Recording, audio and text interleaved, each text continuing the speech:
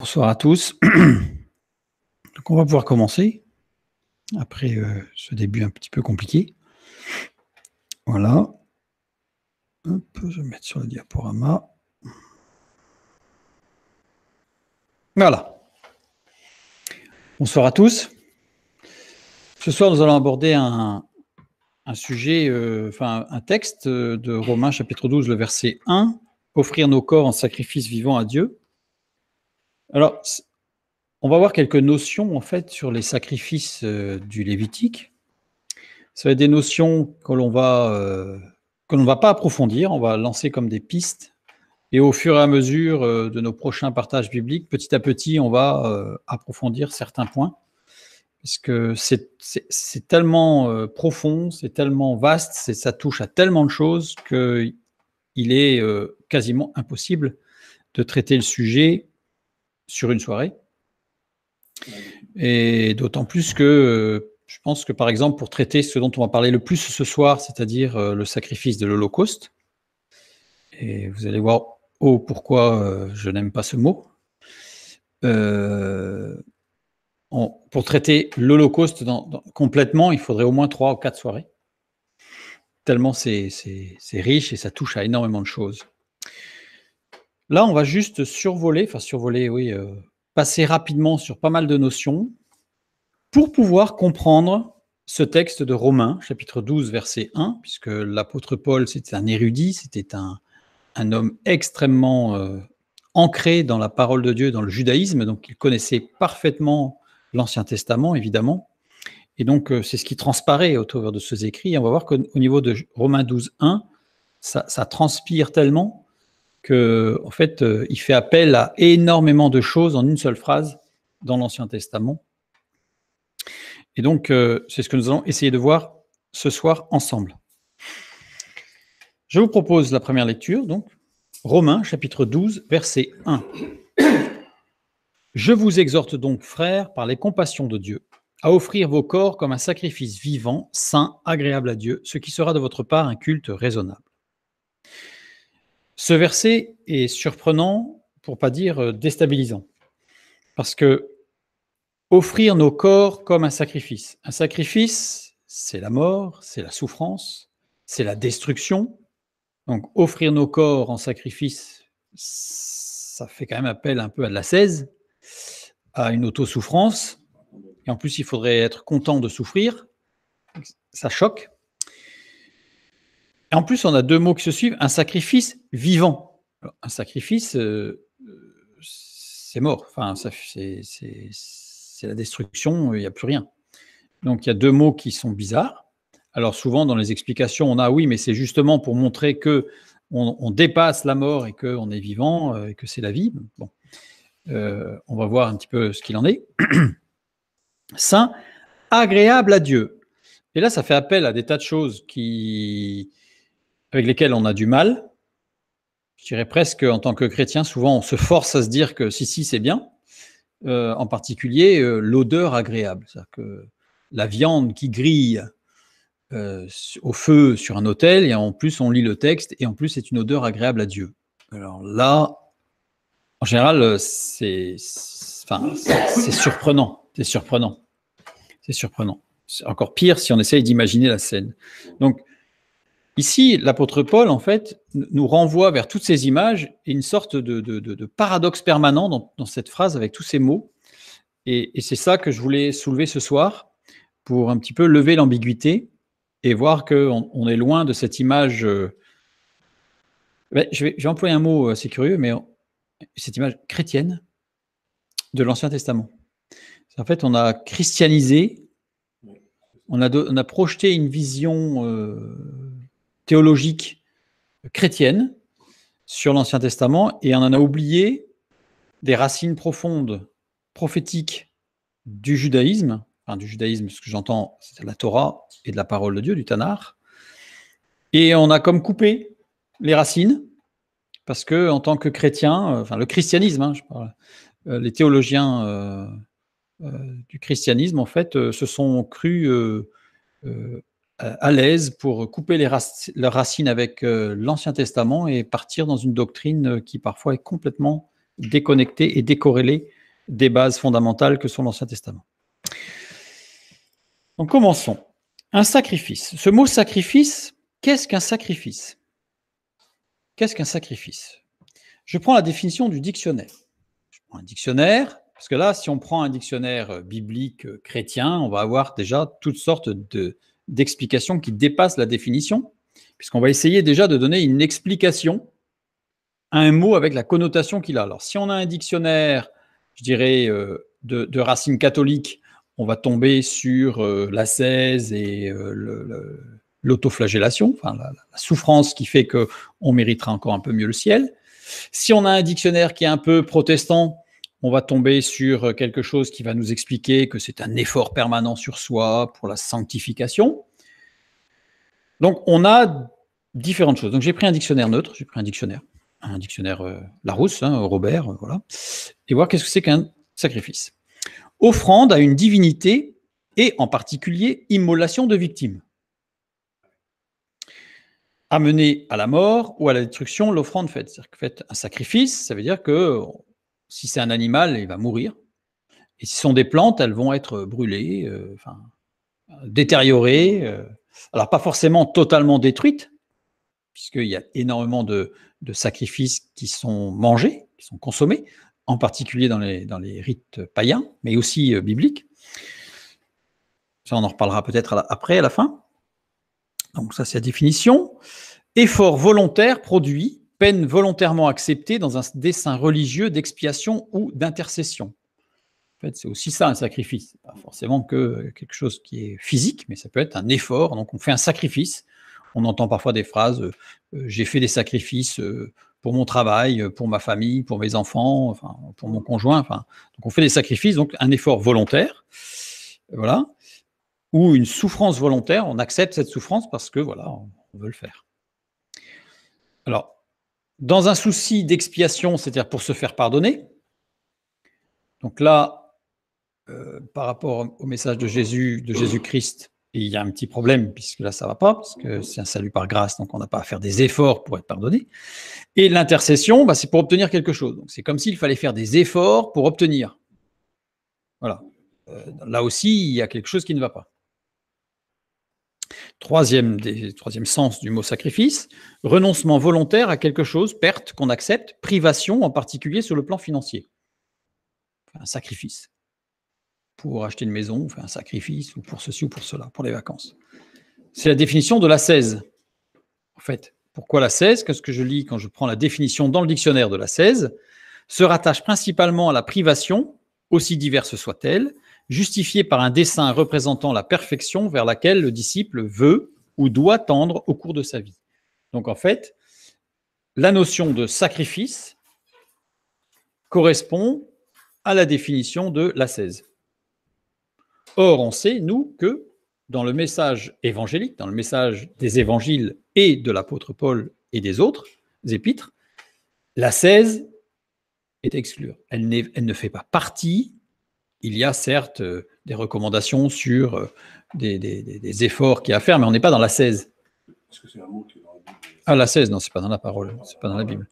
Et donc, voilà la notion de sacrifice. Donc, un sacrifice amène la mort, la destruction, la perte, la privation, un effort, une frustration. C'est-à-dire que le mot sacrifice amène forcément quelque chose de négatif, de péjoratif. On est loin d'être mélioratif, on est loin de rentrer dans la joie. Hein, on peut être quelque part content de faire un sacrifice parce qu'on a un objectif, on a un but, ou par amour ou quoi, mais on ne va pas être dans la joie. Le sacrifice ne va pas nous amener à la joie. Alors, ce qui est choquant, c'est la juxtaposition des deux mots, un sacrifice, donc quelque chose qui mène à la destruction, à la perte, à la privation, à la frustration, vivant. La vie étant bibliquement le symbole de la joie, de l'épanouissement, du fait d'avancer, de grandir. Agréable à Dieu en plus. Donc ça choque. On est dans un système en fait de tristesse, quelque chose qui nous amène à la frustration, et en plus c'est agréable à Dieu.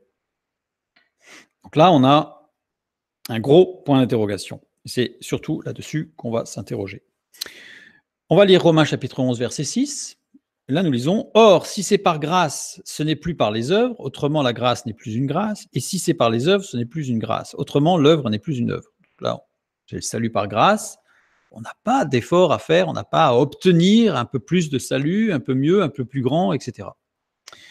Éphésiens 2, 5. « Nous qui étions morts par nos offenses, nous a rendus à la vie avec Christ, c'est par grâce que vous êtes sauvés. » Le texte biblique est clair. Donc, l'apôtre Paul, qu'est-ce qui lui est arrivé dans cette phrase?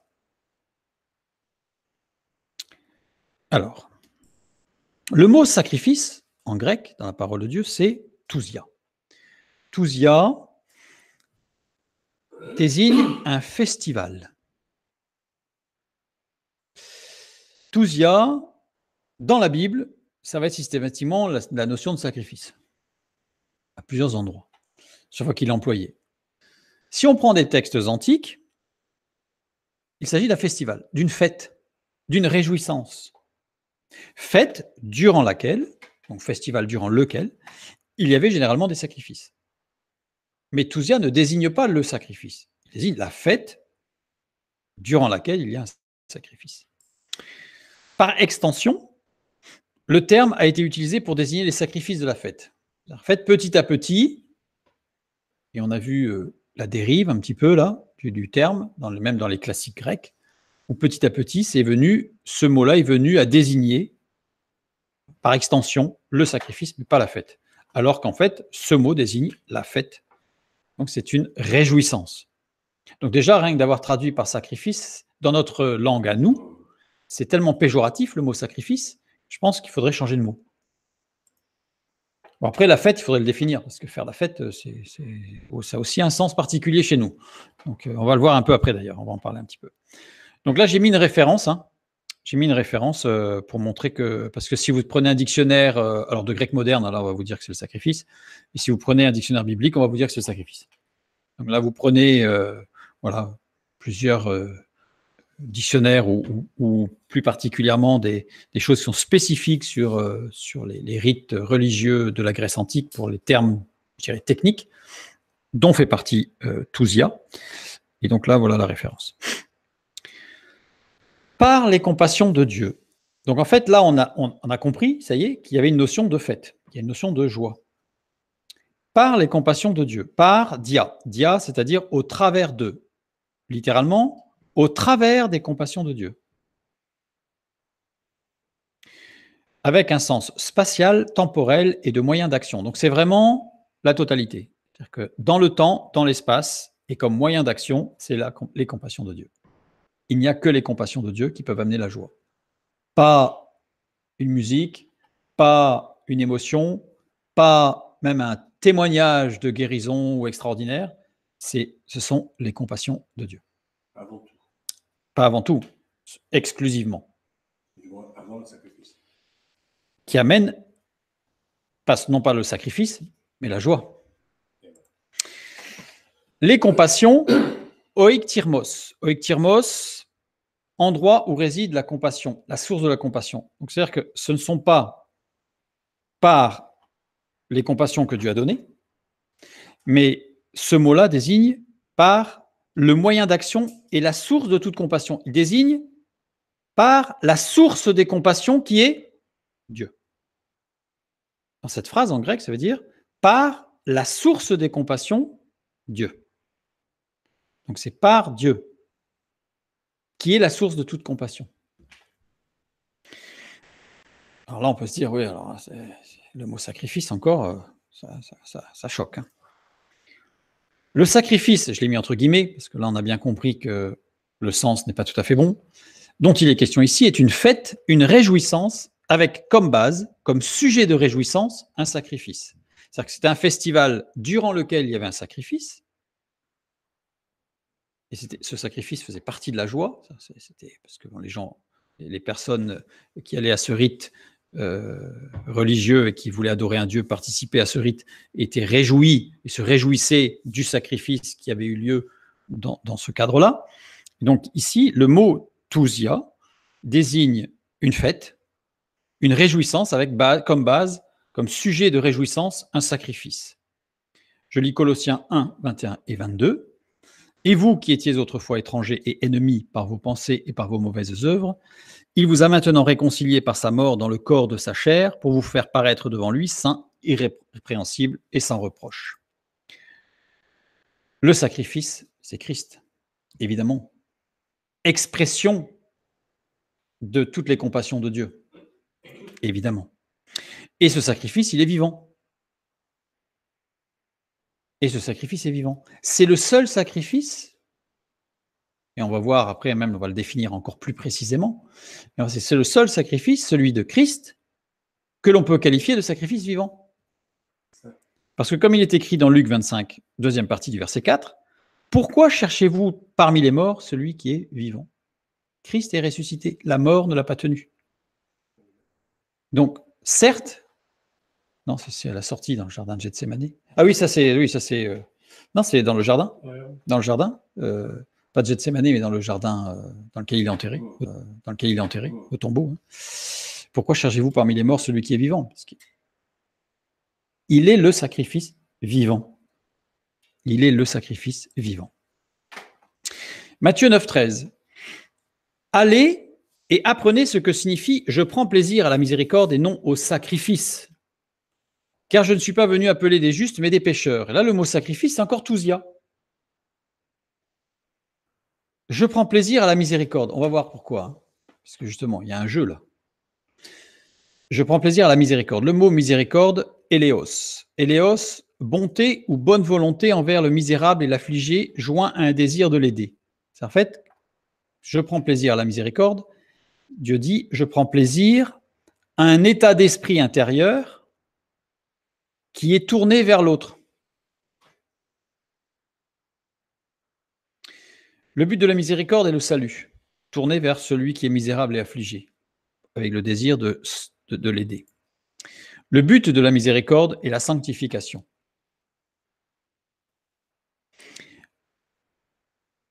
Juste, le but de la miséricorde dans la parole de Dieu, c'est pas le but n'est pas de donner du vêtement à celui qui n'en a pas. Le but de la miséricorde, c'est le salut. Après, évidemment, il y a des manifestations de cette miséricorde, mais ce n'est pas le but. Il ne faut pas confondre le moyen et le but. La source du pardon est le pardon reçu de Dieu. La source de la miséricorde est la miséricorde de Dieu. Les compassions qui sont en Dieu. Dieu est la source de toute chose. Donc, la source du pardon, c'est Dieu. La source de la miséricorde, c'est Dieu. Nous aimons parce qu'il nous a aimés le premier. Première épître de Jean. J'en renvoie vers l'étude « Heureux les miséricordieux ». Tout ça, c'est détaillé. Là, je vous ai fait, c'est juste un tout petit résumé. Dieu prend plaisir à la recherche du salut et de la sanctification. D'abord pour soi, puis pour les autres. Mais quand on dit pour les autres, on va le voir un peu plus loin, c'est pas en leur assénant des coups de versets bibliques et en leur reprochant en permanence tout ce qui ne va pas dans leur vie, en les pointant du doigt, c'est par vraiment une vie de miséricorde, comme on l'a vu, c'est-à-dire vraiment un désir intérieur profond d'aider l'autre. Tousia, ici, Dieu ne prend pas plaisir au festival qui ne puise pas la joie dans l'œuvre du Fils de Dieu, parce qu'ici, il n'y a pas au travers des compassions de Dieu. Ici, Dieu prend plaisir à la miséricorde et pas à la fête. Mais on a vu que dans Romains 12, 1, cette fête était définie comme ayant sa source dans le sacrifice de Christ et les compassions de Dieu. Or ici, dans Matthieu chapitre 9, 13, qui est une reprise d'un verset de l'Ancien Testament, on va le voir juste après, eh bien en fait, il parle des fêtes, comme on l'entend presque en français moderne, on fait la fête. Alors on va peut-être chanter des cantiques, hein, mais cette fête n'a pas sa source dans les compassions de Dieu manifestées dans l'œuvre de Christ, mort et ressuscité. Et donc, elle ne manifeste pas, cette fête, la miséricorde. L'objectif, c'est faire la fête. Alors que toute réjouissance doit avoir pour but le salut et la sanctification. et pas émousser l'essence ou autre chose. En fait, Matthieu 9 est une citation de Proverbe 21:3. La pratique de la justice et de l'équité, voilà ce que l'Éternel préfère au sacrifice. Ce n'est pas tout à fait une citation, c'est une reprise. Et on a un autre texte dans Osée chapitre 6, verset 6. Car j'aime la piété et non les sacrifices, et la connaissance de Dieu plus que les holocaustes. Le mot holocauste, ici c'est hola, ça va arriver juste après, et le mot sacrifice dans Proverbe 21, c'est zébach.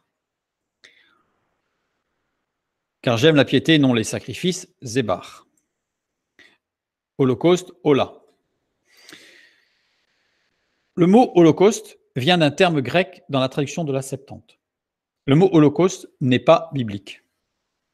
Le mot holocauste n'apparaît pas dans la parole de Dieu. C'est holocaustos. C'est un terme grec antique qui vient de holos, entier, et kaustos, brûlé. Donc, en grec, ça veut dire entièrement brûlé. Totalement brûlé. Et dans la Vulgate, ça a été traduit par holocaustum, qui, dans les langues vernaculaires, dont le français, a été traduit par sacrifice.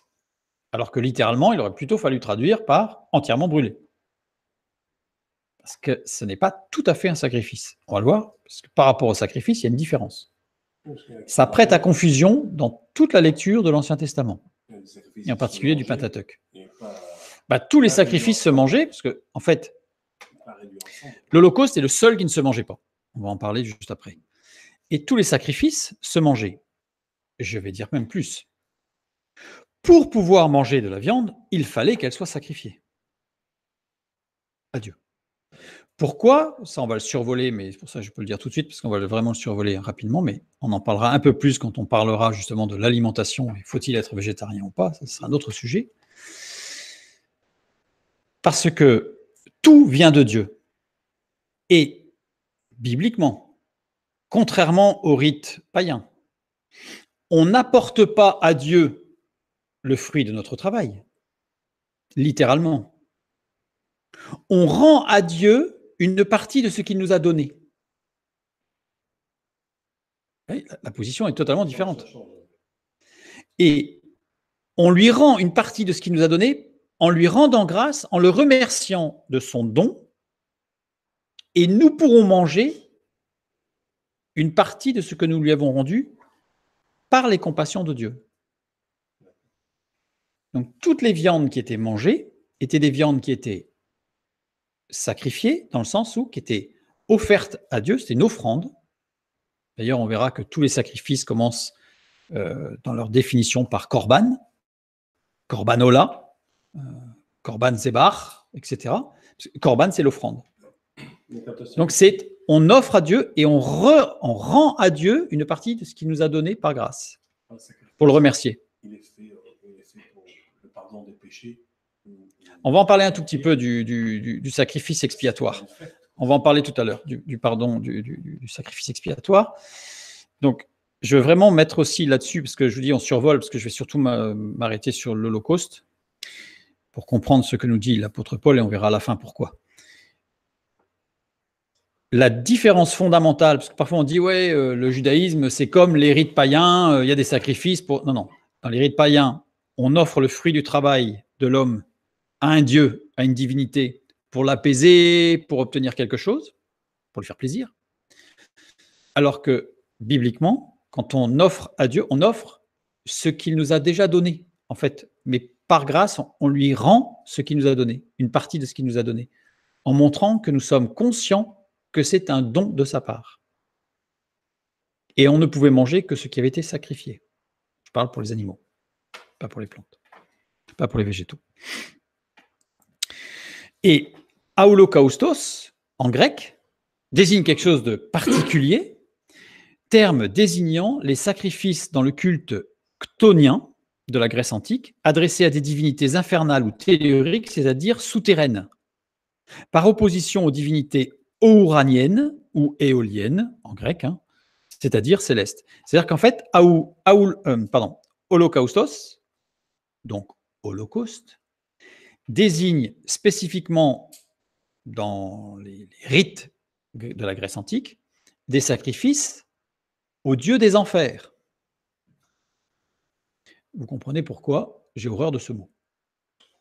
Et on comprend pourquoi certains rabbins ne supportent pas ce mot, et en particulier quand on le juxtapose avec ce qui s'est passé pendant la Seconde Guerre mondiale, où on dit que c'est l'Holocauste. Ça n'a rien à voir. Ça n'a rien à voir. Voilà. Donc, c'est tout.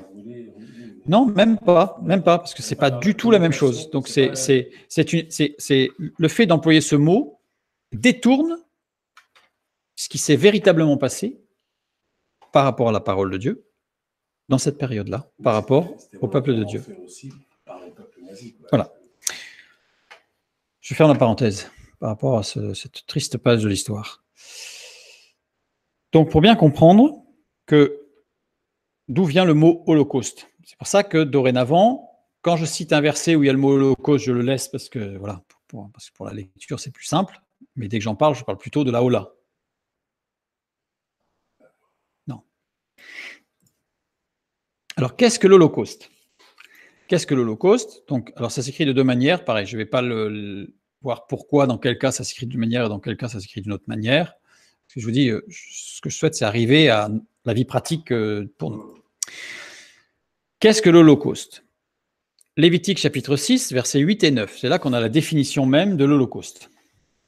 L'Éternel parla à Moïse et dit « Donne cet ordre à Aaron et à ses fils et dit « Voici la loi de l'Holocauste » et après on a toute la description très détaillée, précise, de ce qui devait être fait et de ce qui ne devait pas être fait dans le cadre de cette Hola. Voici la loi de l'Holocauste. Le mot loi ici, c'est Tovrat. Donc on y retrouve la Torah. Donc littéralement, Tovrat, ça veut dire direction, instruction, mode d'emploi. Et non pas loi. Parce que pareil, quand on traduit ce mot-là en français par loi, c'est tout de suite rédhibitoire. C'est tout de suite, on a un gendarme qui se cache derrière et qui va mettre une amende. Alors que c'est pas du tout cette notion-là, c'est plutôt des directives, un mode d'emploi. Et on va voir que ça va beaucoup plus loin, puisque les trois premières lettres de Tovrat, mais aussi de Torah, la Torah en fait, l'action désigne l'action de convertir, de traduire, de distiller, l'action de circonscrire, d'entourer, de faire le tour de quoi ? De Tav. Or, Tav, on a déjà vu que c'est la croix. Donc en fait, dans cette définition que Dieu donne à Moïse, il dit « Voici la loi de la Hola ». Et cette loi de la Hola, littéralement, ou sémantiquement, je dirais, c'est l'action de circonscrire la croix. Donc ça veut dire que rien que dans cette phrase, on y voit tout de suite l'extrême importance prophétique de ce qui va être décrit par la suite. Alors, on ne va pas l'étudier ce soir, parce que ce serait une soirée que pour ça. Et là, on y verrait évidemment toute l'œuvre de la croix très détaillée. Donc, la loi de la Hola est une pédagogie de la croix, puisque c'est un mode d'emploi. Le mode d'emploi, c'est comment utiliser, c'est comment apprendre à utiliser, comment maîtriser le sujet. Donc, la loi, enfin la Tovrat de la Hola, ou la loi de la Hola, est une pédagogie de la croix. Galates chapitre 3, verset 24, nous lisons l'apôtre Paul. « Ainsi la loi a été comme un pédagogue pour nous conduire à Christ, afin que nous fussions justifiés par la foi. » Donc on y retrouve toute cette pédagogie. Là aussi, l'apôtre Paul sait très bien ce qu'il écrit, évidemment, même si c'est le Saint-Esprit qui a circonscrit toutes choses pour que les choses soient claires, il sait très bien ce qu'il écrit. L'Éternel parle à Moïse et dit « Donne cet ordre à Aaron. » Tzav. Tzav, c'est très particulier. Le verbe conjugué au radical piel et au mode imparfait implique un impératif continu. En fait, c'est un impératif, donc c'est un ordre. Là, ça a été bien donné, donne cet ordre, il s'agit bien d'un ordre. Continu, qui devait se transmettre. Continu, c'est qui devait être perpétuel. Alors, ça, rien que ce verbe pose énormément de problèmes et de questions aux rabbins, parce qu'il n'y a plus de temple. Or, l'ordre est perpétuel. Donc, depuis qu'il n'y a plus de temple, il n'y a plus de Ola. Or, l'ordre de Dieu est de permanent. Alors évidemment, on va comprendre que Christ ayant tout accompli, évidemment, les choses deviennent claires. Donc, le fait qu'elle se devait se transmettre, on comprend pourquoi Dieu dit à Moïse, tu dis, donne cet ordre à Aaron et à ses fils, à ses descendants, parce que ça devait se perpétuer. L'Éternel parla à Moïse, Dabar. Dabar, c'est bien la parole de Dieu, mais ce verbe ici est aussi conjugué au radical piel et au mode imparfait, donc ça en fait quelque chose qui est à l'impératif, c'est un ordre. Donc dans ce passage, c'est comme si Dieu disait « je t'ordonne d'ordonner ». Une formule très rare dans la parole de Dieu. Je l'ai compté 9 fois. Je l'ai compté 9 fois, dont 6 fois dans le Pentateuque, dans les 5 premiers livres de la Bible, la Torah. 6 fois, évidemment, c'est pas anodin, 6, chiffre de l'homme. Première fois, c'est dans Lévitique chapitre 6, verset 2, c'est-à-dire, alors, là j'ai mis verset 2, c'est verset, alors oui, j'ai oublié de le mettre en petit commentaire, mais là j'ai mis Lévitique 6, 8 et 9, alors ça dépend, dans certaines Bibles, c'est Lévitique chapitre 6, verset 2, verset 1 et 2. Et dans certaines Bibles, c'est versets 8 et 9. Donc là en bas, j'ai mis 6.2, mais c'est 6.8 si je veux avoir une correspondance. C'est notre texte. Ordre d'enseigner la loi de la Ola. Donc je t'ordonne d'ordonner. Lévitique 24, 2. Ordre d'apporter de l'huile pure concassée pour le chandelier. Nombre 5, 2. Ordre de renvoyer du camp le lépreux et celui qui a touché un mort. C'est vraiment l'impureté. Nombre 28, 2. Ordre de présenter l'offrande et l'aliment de l'Holocauste. Pourquoi je l'ai mis entre guillemets? Parce qu'on a vu que l'Holocauste était totalement brûlé. Or, dans le verset, il est parlé de l'aliment de l'Holocauste. Donc, comment est-ce qu'il peut y avoir un aliment de l'Holocauste si l'Holocauste ne peut pas être consommé? Il y a un problème. C'est pour ça que je l'ai mis entre guillemets, mais on va le voir tout à l'heure, le problème. On va lever le problème, il n'y a pas de problème. Nombre 34, 2. Ordre de s'approprier la terre promise dans ses limites. Et ensuite, nombre 35, 2, ordre de donner des villes et leurs banlieues aux Lévites.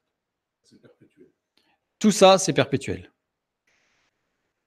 Tout ça, c'est perpétuel. Alors, ça pose énormément de problèmes. Ça pose énormément de problèmes parce que pendant des siècles, les Juifs, quand je dis les Juifs, c'est les judaïsants, ils n'avaient plus de terre. Donc, comment donner des villes aux Lévites? Comment s'approprier une terre promise alors que la terre, ils ne l'avaient plus? Comment présenter l'offrande et l'aliment de l'Holocauste alors qu'il n'y avait plus de temple, plus d'hôtel? Ordre de renvoyer du camp le lépreux, il n'y avait plus de camp. Voilà, enfin bref, ordre d'apporter de l'huile pure concassée pour le chandelier, donc là, pareil, gros problème. Et donc, ce sont des problèmes qui sont soulevés même actuellement par les orthodoxes, par exemple, avec le troisième temple. S'il y a un troisième temple, alors dans quelle mesure est-ce qu'il faut reprendre les sacrifices ou pas? Et il y a deux camps, il y a deux camps, grosso modo. Hein. Il y a ceux qui disent, mais non, parce que c'est la prière qui a remplacé les sacrifices et l'étude de la parole, l'étude de la Torah. Puis il y en a d'autres qui disent, non, non, si on revient au temple, il faut remettre les sacrifices. Et il y a même des chrétiens qui se battent sur le sujet. Pas trop l'intérêt, mais... C'est pas Dieu qui devait demander les sacrifices au départ. Dieu n'a jamais demandé les sacrifices. Ben là, il dit quand même, je t'ordonne d'ordonner. Hein. Quand même. Et après, il décrit que l'animal doit être égorgé. Ça, on le verra peut-être une autre fois, parce qu'en effet, dans Jérémie, Dieu dit « Je ne t'ai jamais rien ordonné ». Alors que là, on a un texte qui dit « Je t'ordonne d'ordonner ». Bon. On ne va pas le regarder ce soir.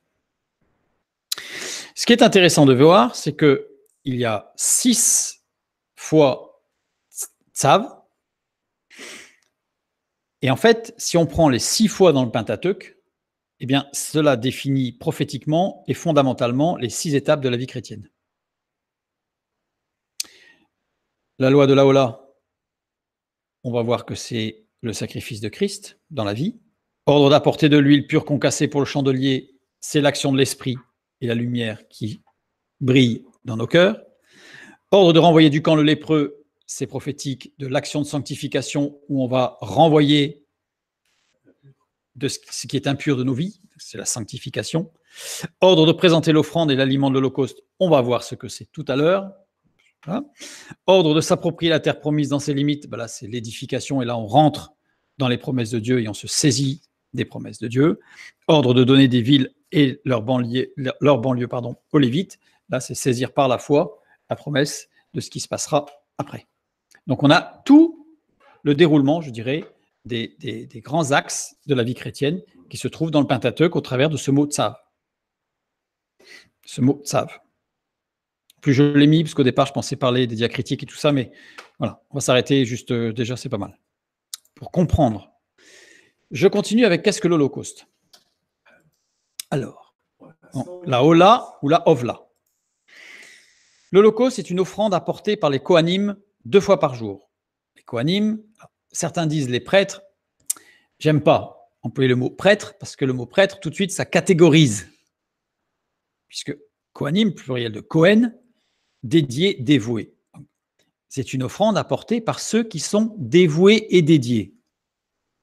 Je préfère. Titre conféré à Aaron et à sa descendance masculine, afin de les désigner comme dévoués au service de Dieu dans le tabernacle, puis le temple.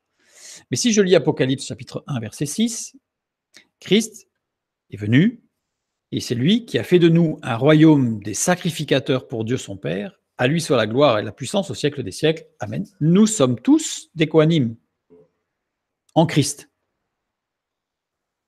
C'est la parole qui nous le dit. Donc, en ce sens, l'offrande apportée par les Kohanim, par tous ceux qui sont en Christ. 2 fois par jour, le matin et le soir.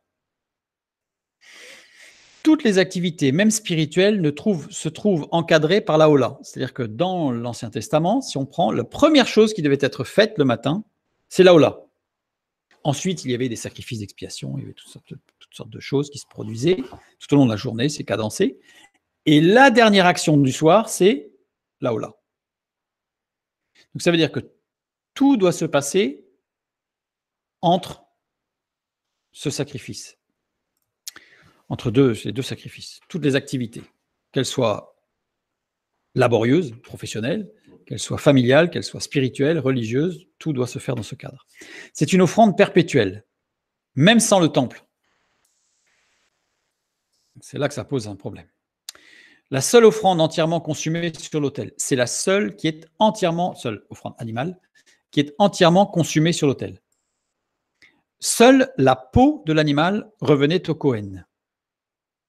C'est-à-dire que dans d'autres sacrifices, une partie revenait au Kohen, ça avait été offert à Dieu en remerciement des dons et de la grâce de Dieu. Et à ce moment-là, on pouvait en manger. Et elle était même donnée au Kohen qui devait en manger. Donc là, c'est la seule offrande où seule la peau de l'animal revenait au Kohen. Pour toutes les autres offrandes, une part revenait au Kohen, voilà, pour sa consommation personnelle. Entièrement consumé vient du verbe « Allah », qui veut dire remonter. Certains le traduisent par monter, mais littéralement c'est remonter. Donc quelque chose qui remonte à Dieu. En fait, ça revient bien au fait que c'est une grâce de Dieu qui nous est donnée et on la retourne à Dieu. Donc elle remonte à Dieu. Jésus-Christ est descendu et remonté au Père. Jean 13, 3, quand il dit « Jésus, qui savait que le Père avait remis toutes choses entre ses mains, qui était venu de Dieu et qu'il s'en allait à Dieu. » On voit bien, il est venu du Père et il est retourné au Père. Il est remonté.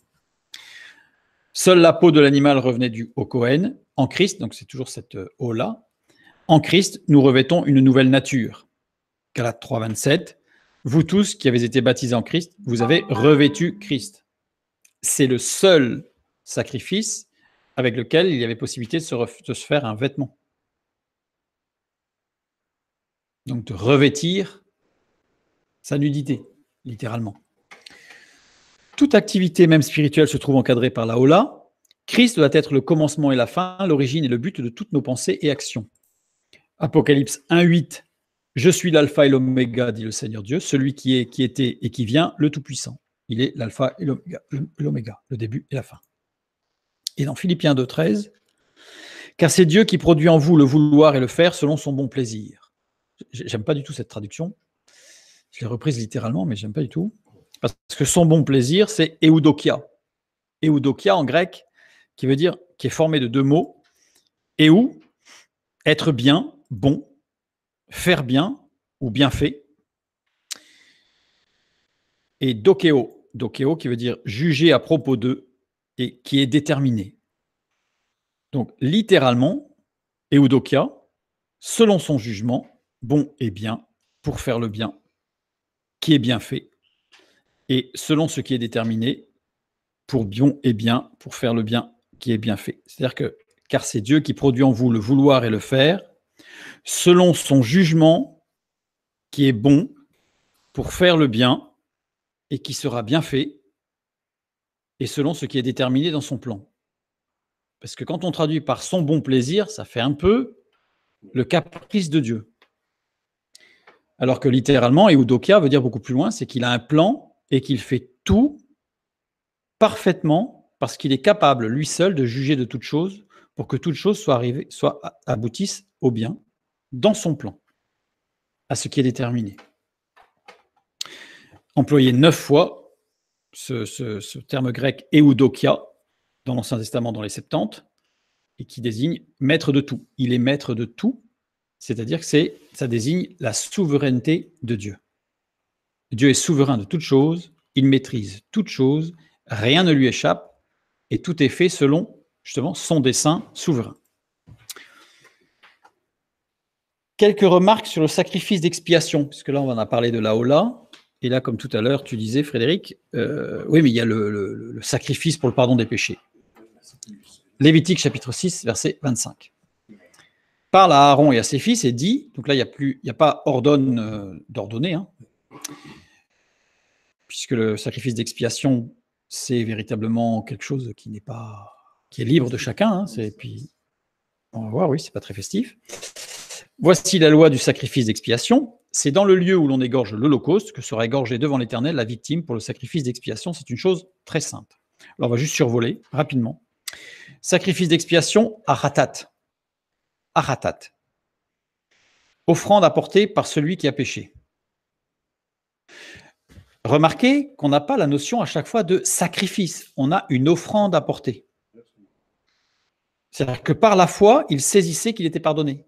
Il ne venait pas quémander le pardon. Le pardon était acquis. Pourquoi ? Parce que le aratat et le sacrifice d'expiation correspond à un péché un péché inconscient, non prémédité. C'est-à-dire que, et aratat signifie manquer le but. Un peu comme le mot péché, ça veut un peu plus dire que ça, mais peu importe. Aratat, c'est celui qui, il n'a pas réussi. Mais quel homme sur terre, et quelle femme, est capable de dire, non, moi c'est bon, moi j'ai toujours réussi dans mon schéma de sanctification. C'est impossible, évidemment, nous le savons. Et donc, il faut bien insister que ce sacrifice d'expiation ne correspond pas à un sacrifice, par exemple, pour quelqu'un qui aurait prémédité un meurtre, qui aurait tué la personne, et puis après qui se dit, bon, je vais demander pardon à Dieu. Et même s'il se repent sincèrement de son acte criminel, ce n'est pas un aratat. Parce que le sacrifice d'expiation est un sacrifice qui n'est que pour le péché, je dirais, le péché d'une marche dans la sanctification. Quand on dit bien une marche dans la sanctification, c'est que voilà, on n'est pas parfait. Et on avance. Et donc, ce n'est pas conscient, ce n'est pas délibéré. On a raté. Et le fait que ce soit un animal comme le bouc ou le mémoire, je crois que les animaux, je ne vais pas rentrer dans les détails. J'imagine qu'il doit y avoir aussi. Il y en a. Alors, ce aratat, ce korban aratat, c'est une offrande, ce n'est pas un sacrifice au sens péjoratif où on l'entend nous en français. Je préfère dire le aratat. Donc, la loi de aratat pour l'expiation, c'est dans le lieu où l'on égorge la ola. La ola, c'est l'offrande parfaite, entièrement brûlée, qui donne de quoi se vêtir. La ola, c'est le sacrifice. C'est l'offrande parfaite à Dieu. Il n'y a qu'une offrande parfaite, c'est la ola. Il est intéressant de voir que le seul moyen d'être pardonné c'est de revenir à l'offrande parfaite. C'est-à-dire que la haratat devait être faite sur le lieu même de l'Aola. C'est en Christ seul que nous sommes pardonnés, puisque l'Aola, c'est l'œuvre de Christ prophétique. Donc, il faut revenir sur ce sacrifice, sur cette offrande.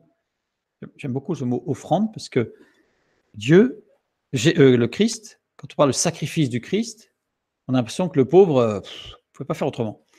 Alors que Jésus lui-même a dit qu'il était une offrande à Dieu pour le salut des hommes.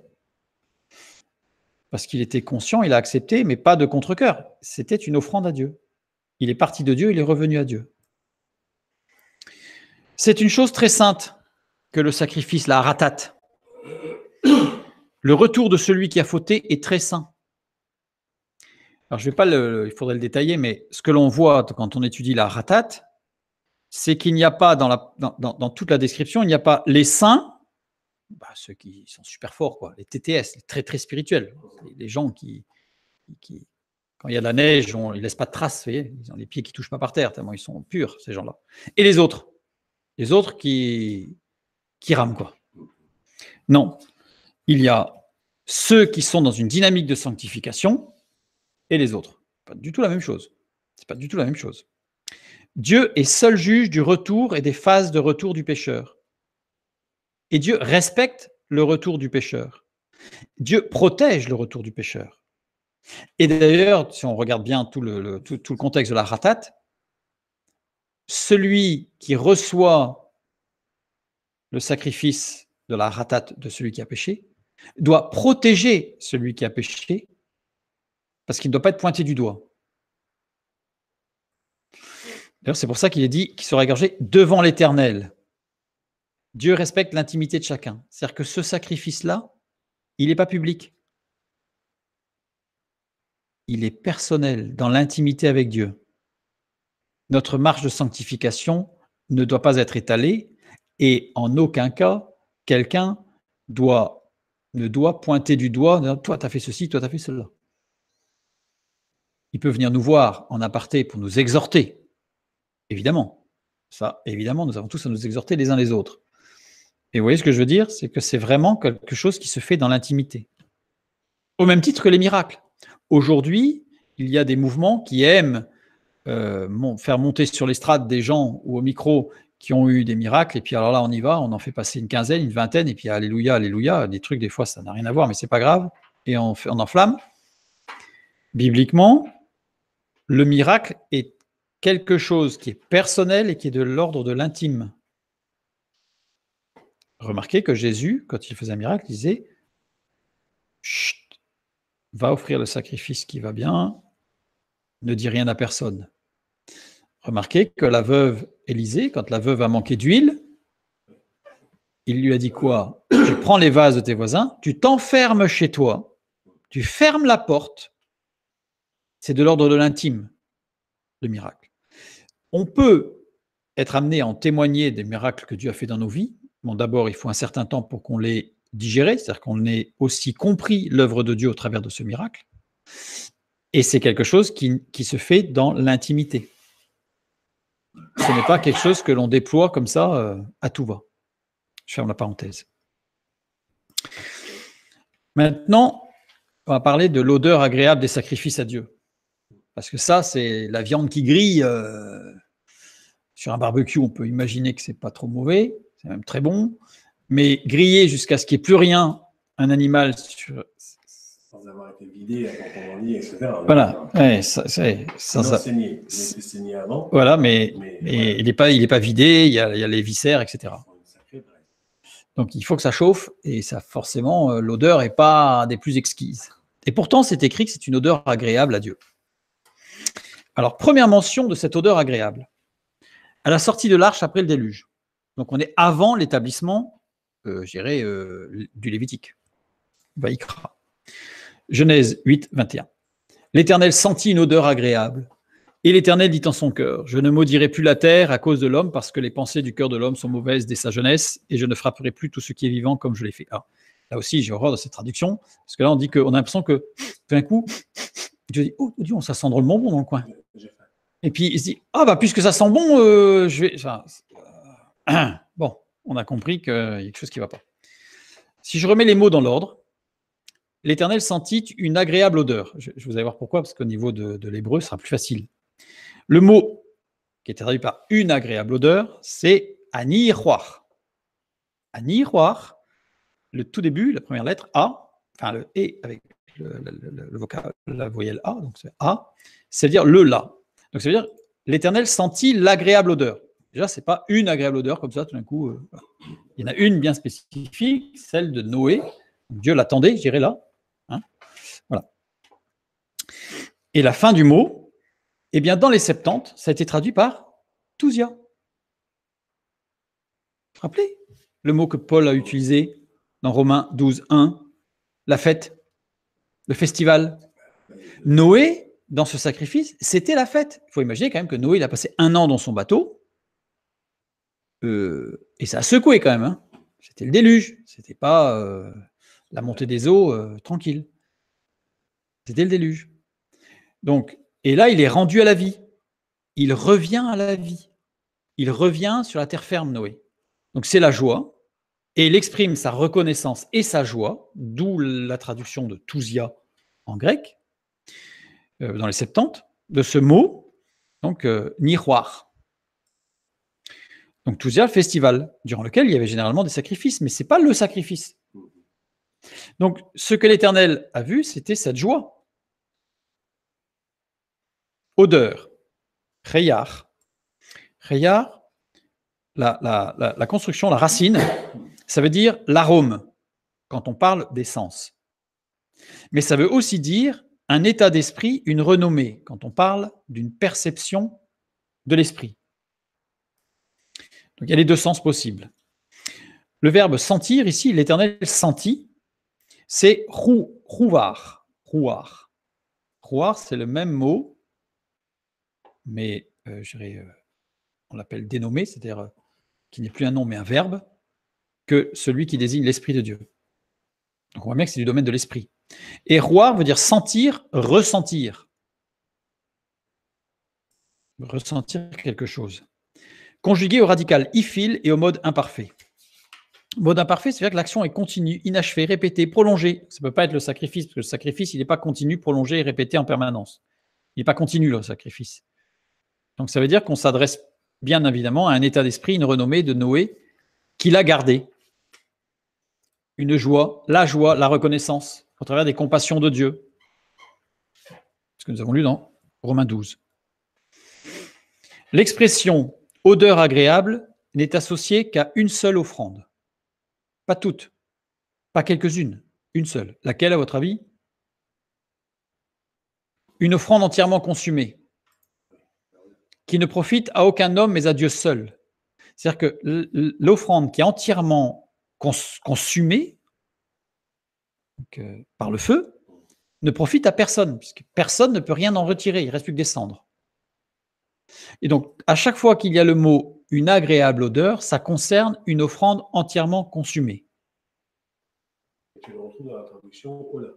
Oui, et en particulier l'offrande de l'Aola. Alors, il n'y a pas que l'Aola, il y a aussi une offrande de végétaux qui est entièrement brûlée. Une raison particulière, on ne va pas venir dessus ce soir. Mais c'est en particulier sur l'Aola. Et quasiment, je ne dirais pas que, mais presque que pour l'Aola qu'il y a l'odeur agréable. Seul Dieu peut percevoir cet état d'esprit entièrement tourné vers lui. C'est-à-dire qu'à partir du moment où il y a cette notion de odeur agréable, ça veut dire que Dieu perçoit l'état d'esprit de celui qui fait l'offrande. Et il regarde au cœur. Et ce n'est pas ce qui brûle qui est agréable à Dieu. C'est l'état d'esprit de celui qui offre. Et là, ça nous renvoie vers Abel et Caïn. Parce que le texte hébreu nous montre qu'il y avait une différence d'état d'esprit entre Abel et Caïn. Il y avait certes une différence d'offrande, puisqu'il y en a un c'était l'animal et l'autre c'était les végétaux. Mais le problème n'était pas là. Le problème était dans l'état d'esprit d'Abel et l'état d'esprit de Caïn. Caïn venait acheter Dieu parce qu'il voulait plus produire et qu'en fait, quelque part, c'était un culte païen. Abel venait remercier Dieu de ses dons et de la compassion de Dieu à son égard. Et il lui rendait ce que Dieu lui avait donné. Pas du tout la même chose. Donc ici, quand on voit cette expression de odeur agréable, ça traite de l'état d'esprit, de réjouissance dans les compassions de Dieu. Philippiens 4, 18. J'ai tout reçu et je suis dans l'abondance. J'ai été comblé de bien en recevant par Épaphrodite, ce qui vient de vous, comme un parfum de bonne odeur, un sacrifice que Dieu accepte et qui lui est agréable. Sacrifice tousia. On retrouve encore ce festival, cette joie qui s'exprime et que Dieu accepte. Alors on a l'impression que là, Dieu il scrute bien pour voir si les pommes sont mûres, voilà, si c'est pas trop un peu tourné. Non, c'est dektos, qui désigne une capacité de voir. C'est-à-dire que littéralement, c'est que Dieu seul est capable de voir. De recevoir, pas de recevoir en tant que don, mais de percevoir, de recevoir dans son essence. Donc, ici, l'apôtre Paul est bien dans exactement la même compréhension du texte, évidemment. Et donc, il dit bien que ce qu'il a vu et ce que Dieu perçoit, c'est bien l'état de cœur, l'état d'esprit de ceux qui ont donné, qui ont manifesté la miséricorde, d'ailleurs.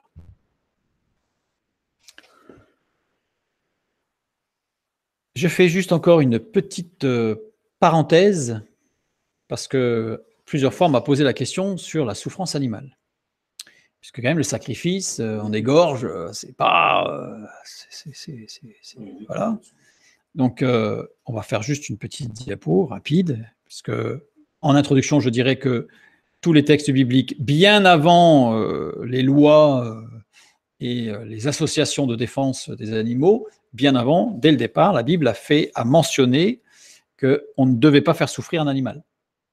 Donc, on a déjà parlé des lois noaïdes, des lois qui remontent à Noé, donc avant Moïse, avant le Sinaï, sur lesquelles il y avait déjà qu'on ne pouvait pas manger le membre d'un animal vivant et qu'on ne pouvait pas faire souffrir un animal, et que d'ailleurs, il y a des tas de choses dans le texte qui montrent que on devait, si on vient à manquer à manger, on doit donner de sa propre nourriture à l'animal avant soi. Enfin, voilà. L'animal était respecté dans sa souffrance.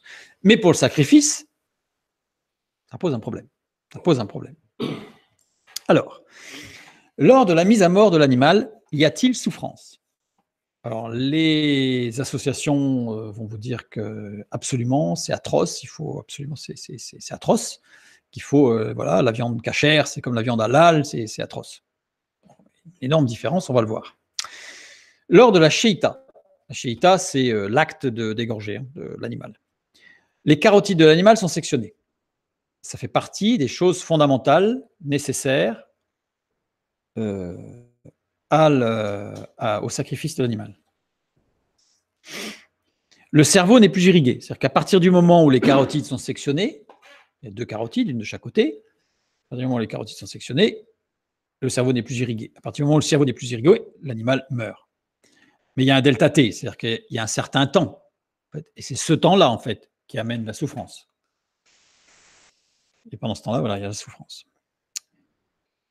Lorsque les carotides de l'animal sont sectionnées, les carotides sont des grosses artères, dès la section de la carotide, la pression chute dans l'artère, c'est-à-dire qu'immédiatement, la pression chute. Alors, je ne rentre pas dans les détails parce que c'est très, très précis, parce qu'après, il y a des capteurs qui sont juste à la sortie du cœur, qui vont vers les carotides, justement, au niveau des aortes, qui sont les sympathiques et parasympathiques, en fait, donc des systèmes nerveux qui permettent de mesurer les chutes de pression et pour anticiper ou pas, enfin bref, c'est très compliqué, il y a un asservissement assez complexe. Mais en tout cas, ce qu'on sait, c'est que dès qu'il y a ouverture de la carotide, chute de pression, donc le sang ne monte plus au cerveau, et ce qui était dans le cerveau redescend et s'évacue. Donc, c'est-à-dire que le cerveau, il est plus irrigué. Donc, il n'y a plus de pression sanguine au niveau du cervelet, donc au bas du cerveau, qui est le centre nerveux de tout ce qui est sensitif. Donc, on peut dire que le delta T est quasiment nul. C'est vraiment une fraction de seconde.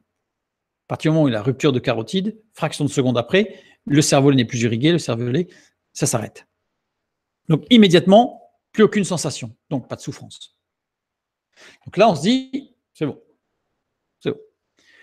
Oui, mais le cervelet est encore irrigué par les artères vertébrales. C'est-à-dire qu'en fait, là, on s'est rendu compte qu'il y a une artère qui est plus petite que les carotides, mais qui passe à travers les vertèbres, donc qui est protégée. Surtout que dans les ordonnances, on ne doit pas couper les vertèbres, donc en fait, on ne peut pas couper cette artère, qui remonte jusqu'au cervelet. Alors, je passe les détails parce qu'il y a des intermédiaires, enfin bref, qui remonte jusqu'au cervelet. Voilà. Or, il est stipulé que lors de la chéita, les vertèbres ne doivent pas être sectionnées. Donc là, on a un problème. Il y a donc souffrance de l'animal, puisque ça veut dire que même si les carotides sont coupées, eh ben, le cervelet il reçoit encore du sang par cette artère-là. Mais certains animaux sont dotés de ce qu'on appelle le polygone de Willis. Le polygone de Willis relie les carotides aux artères vertébrales, à l'artère vertébrale. Tant qu'on est dans les vertèbres, on en parle, il n'y en a qu'une. Après, elle se coupe en deux. Mais... Une chute de pression dans les carotides implique immédiatement une chute de pression dans les artères vertébrales. Comme il y a un lien qui relie les deux, si jamais la carotide est ouverte, automatiquement, la veine vertébrale, elle aussi, subit la chute de pression et stoppe l'irrigation du cervelet. Il n'y a pas de souffrance ni d'agonie. Mais attention, seuls certains animaux ont le polygone de Willis. Pas tous. Les animaux déclarés purs dans la Bible ont le polygone de Willis. L'homme aussi a le polygone de Willis. Mais les animaux déclarés purs, donc qui peuvent être égorgés suivant les règles de la Shéita, ont le polygone de Willis, donc ne souffrent pas si on respecte ce qui est écrit dans la parole. Si on respecte ce qui est écrit dans la parole. Les autres n'ont pas le polygone de Willis, ils ont ce qu'on appelle un plexus réticulé. Je donne le détail parce que si vous faites des recherches, certains vont vous dire, par exemple, mais si, le cochon, il a un polygone de Willis. Le cochon n'a pas un polygone de Willis, le cochon a un plexus réticulé. C'est-à-dire que ce n'est pas tout à fait la même chose et les ponts ne sont pas les mêmes. Les pontages, en fait, entre les veines et les artères de carotide. Ça veut dire qu'en fait, il n'a pas ce réflexe, je dirais, de désensibilisation dès l'ouverture de la carotide. Donc, il souffre. Donc, le cochon, il souffre. Donc, le plexus réticulé qui implique une anastomose, l'artère basilaire, avec les artères vertébrales. C'est-à-dire qu'en fait, ça explique, il y a une connexion en fait qui se fait entre deux structures, organes ou espaces, en général, le vaisseau sanguin. Donc, c'est pour ça qu'on parle de l'anastomose. La chute de pression dans le cervelet n'est pas immédiate. Il y a souffrance et agonie.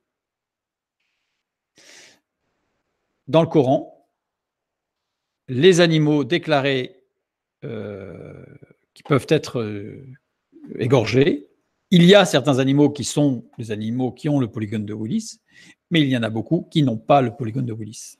Et donc ces animaux-là sont en très grande souffrance quand ils sont égorgés. Alors que si on suit scrupuleusement ce qui est écrit dans la parole de Dieu, bien avant qu'on connaisse le détail anatomique du polygone de Willis, eh bien tout simplement, on respecte la souffrance animale puisqu'elle est immédiatement coupée. Il y a une façon d'en tailler aussi qui n'est pas du tout la même, puisqu'en fait, on vient justement éliminer la souffrance immédiatement chez l'animal cachère, selon la parole de Dieu, alors que dans le halal, c'est pire que tout, puisqu'en fait, on ouvre l'œsophage, il y a du sang qui roule dedans, et donc il y a des toxines, enfin bref, c'est une catastrophe. Donc voilà la différence fondamentale. Donc, quand on parle de souffrance animale, si on respecte, alors après, là j'ai fait un petit résumé parce que ça va beaucoup plus loin, parce que si on prend la Shéita, il y a une position du cou à maintenir, il faut que le cou soit levé, il y a des choses, donc si on applique tout, en fait, les muscles sont en extension, etc. Un animal qui est égorgé doit être fait à part par rapport aux autres animaux qui seront égorgés par la suite, parce qu'il n'y a pas de stress. Ça, c'est dans la parole de Dieu, c'est écrit. Le parc où les animaux étaient maintenus était en dessous de l'autel, ce qui fait qu'il n'y avait pas de visibilité sur un animal mort. Donc ça, on sait aujourd'hui en fait que c'est fondamental, mais à l'époque, il suffisait d'appliquer la parole de Dieu et tout était respecté. Les abattoirs, c'est autre chose. Je reviens sur Romains chapitre 12, verset 1. Je vous exhorte donc, frères, par les compassions de Dieu, à offrir vos corps comme un sacrifice vivant, saint, agréable à Dieu, ce qui sera de votre part un culte raisonnable. On a vu que le sacrifice était tousia qui manifeste une fête, une réjouissance, avec comme base, comme sujet de réjouissance, le sacrifice de Jésus-Christ. Alors j'aurais presque pu dire le korban, c'est-à-dire l'offrande de Jésus-Christ, pour être plus précis. Sacrifice, voilà, le korbanola, qui correspond au korbanola. Pourquoi est-ce qu'on peut affirmer qu'il s'agit bien du korbanola ? Parce que bien sûr, on retrouve tout ce cale parfaitement, mais on a aussi le petit détail comme un sacrifice agréable à Dieu. Or, le seul sacrifice agréable à Dieu, c'est la hola. Donc ça montre bien que l'apôtre Paul fait le lien direct avec le korbanola, c'est-à-dire le sacrifice du matin et du soir, celui qui donne la peau, etc. Donc c'est une offrande, en tant que korban hola, c'est une offrande. Et dans Genèse 18:10, il est bien écrit « Personne ne me l'ôte, la vie, mais je la donne de moi-même. J'ai le pouvoir de la donner, j'ai le pouvoir de la reprendre. Tel est l'ordre que j'ai reçu de mon Père. » Donc on a bien la même chose. Le mot « offrir » ici, il manque un bout, j'ai pas mis, c'est istémie. J'ai pas mis le mot grec, istémie. Istémie qui veut dire s'arrêter, qui veut dire se tenir devant d'autres, juges, opposants, donc faire face, se fixer des règles, qui veut dire garder intact, qui veut dire garder sa place, qui veut dire être mis en sûreté, qui veut dire continuer, qui veut dire se tenir prêt, qui veut dire être préparé, qui veut dire être d'un esprit constant, qui désigne la qualité de celui qui n'hésite pas, qui désigne la qualité de celui qui n'abandonne pas. Vous voyez, offrir, ça va beaucoup plus loin que offrir. C'est vraiment une définition. Voilà, l'istémie, il arrive là. Ce verbe istémie est utilisé 153 fois dans le Nouveau Testament. 153. Vous vous rappelez rien ? Les 153 gros poissons. Pourquoi 153 ? Si je prends Ani Elohim, qui veut dire je suis Elohim, je suis Elohim. Si je prends Béni à Elohim, les fils de Dieu, ou si je prends Pessah, la Pâque, à chaque fois, la valeur numérique, c'est 153. 153, 1 plus 5 plus 3, ça fait 9, la plénitude messianique, c'est toute l'œuvre de Christ. Tenir ferme est forcément une œuvre messianique. Tenir ferme ne peut se faire qu'en Christ. On ne peut pas tenir ferme sans Christ. Ce n'est pas possible. Et l'œuvre messianique, c'est quoi ? C'est une œuvre de repos. Venez à moi, vous tous qui êtes fatigués et chargés, et je vous donnerai du repos. En Christ, nous avons le repos. Nous n'avons pas l'ascèse, nous avons le repos. Hébreux 4:3, nous lisons « Pour nous qui avons cru, nous entrons dans le repos. » Si nous sommes dans une démarche de sanctification, l'extérieur aura l'impression que nous fournissons des efforts, parce que lui devrait fournir des efforts pour arriver à ce résultat. Mais en réalité, dans cette démarche de sanctification, nous marchons dans le repos et la paix. Ce verbe istémie est conjugué à l'aoriste, évidemment, ni passé, ni présent, ni futur. C'est un état de cœur, un état d'esprit. Comme Noé avait un état d'esprit de réjouissance, eh bien l'apôtre Paul nous exhorte à un esprit de réjouissance dans la maîtrise de la sanctification de nos corps, parce que notre corps est le temple du Saint-Esprit, et c'est bien pour ça qu'il n'y a plus besoin de temple, et que Jésus-Christ a pu dire lui-même, il a pu se comparer au temple, parce que non pas, il n'est pas le troisième temple, mais il a tout accompli. La korban ola perpétuelle est accomplie. Il a tout accompli. Dans le repos, donc tout ça, ce istémie, cette offrande, en fait, cette réjouissance, je dirais presque pas hystérique, mais hystémique, de hystémie, eh bien, se trouve dans le repos que donne l'assurance de la grâce et des compassions de Dieu, qui donne accès au salut, au pardon des péchés et à la paix en lui. Souvenez-vous du korban hatat, le sacrifice d'expiation. Il ne vient pas pour demander le pardon, il vient pour exprimer sa reconnaissance du pardon accordé en offrant à Dieu ce que Dieu lui a donné. Quand l'apôtre Paul nous amène à offrir nos corps istémie, donc c'est-à-dire quelque part c'est la sanctification, ce n'est rien d'autre que de la sanctification à laquelle l'apôtre Paul nous exhorte, parce que quand on dit s'arrêter, se fixer des règles, se garder intact, garder sa place, être mis en sécurité, se préparer, être dans un esprit constant, ne pas hésiter, ne pas abandonner, c'est quoi? C'est la sanctification. Mais jusque dans nos corps, parce que nous sommes alimentés par l'Esprit de Dieu. Et donc notre corps est soumis à l'Esprit, non pas l'inverse. Notre corps est soumis à l'Esprit. Et donc, on avance, et c'est réjouissant.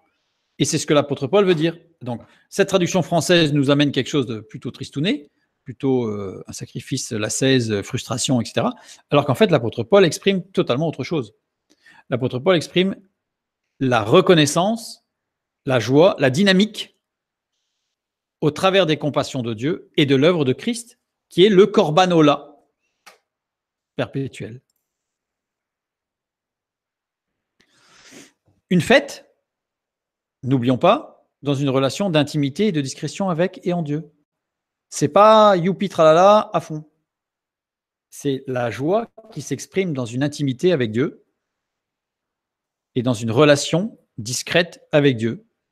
Cette joie va se voir puisqu'on va être, on va être posé, on va être rayonnant, on va rayonner de paix, une paix, je dirais, joyeuse, et non pas une sérénité, on va dire, et non pas d'une paix d'ascèse où on voit que c'est dur. Non, pas du tout. Un petit bonus pour finir. C'est juste pour amener à la réflexion. Parce qu'après, il va falloir qu'on creuse le sujet, mais c'est parce que je trouve que c'est vraiment très, très important. L'Holocauste, et on a dit, est la seule offrande non consommée. Elle était entièrement brûlée. Sauf la peau. Mais la peau, on ne la mange pas, enfin, en général. Enfin, c'est pas très bon. Or, nous avons vu tout à l'heure, Nombre 28, 2, le 4e verset dans lequel il y a l'ordre d'ordonner du Pentateuque, le Tzav, vous voyez, donne cet ordre aux enfants d'Israël et dis-leur: vous aurez soin de me présenter au temps fixé mon offrande, l'aliment de mes sacrifices consumés par le feu et qui me sont d'une agréable odeur. Les sacrifices consumés par le feu d'une agréable odeur à Dieu, c'est qui? C'est quoi? C'est la Ola. C'est la Ola. Comment peut-on avoir un aliment de la Ola? Puisqu'elle n'était pas consommée, puisqu'entièrement consumée. Donc, il y a un problème. Eh bien, le mot aliment ici, c'est lechem. Lechem qui veut dire le pain. Reprenons le texte. J'ai remis les mots dans l'ordre de l'original, qui rend un français un peu plus lourd, mais c'est plus facile. Ordonne aux enfants d'Israël et dis-leur: mon offrande, l'aliment de mes sacrifices consumés par le feu, qui me sont d'une agréable odeur, vous aurez soin de me les présenter au temps fixé. Mon offrande, Karebani, c'est un apax. Il n'apparaît sous cette forme-là que là. Regardons comment il est construit, ce mot. Kof Reish, les 2 premières lettres, désigne ce qui est incisif, pénétrant, roide, droit et qui grave ou qui sert à graver. Désigne aussi une gravure, des caractères, des signes propres à conserver la mémoire des choses. Beit pointé, dagesh, donc c'est doublé, désigne un vide intérieur et une boursouflure extérieure. Et les 2 dernières lettres, nun yod, désigne une transformation, une conversion rendue manifeste. Une conversion rendue manifeste pour tous.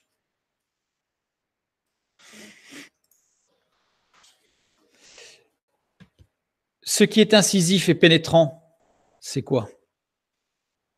Et qui grave, c'est la parole de Dieu. Plus tranchante qu'une épée à 2 tranchants.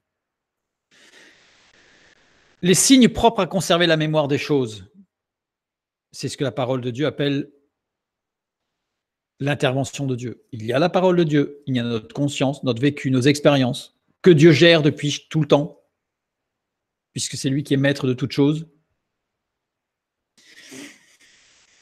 Luc 22, 19, nous lisons: ensuite, il prit du pain, et après avoir rendu grâce, il le rompit et le leur donna en disant: ceci est mon corps qui est donné pour vous, faites ceci en mémoire de moi.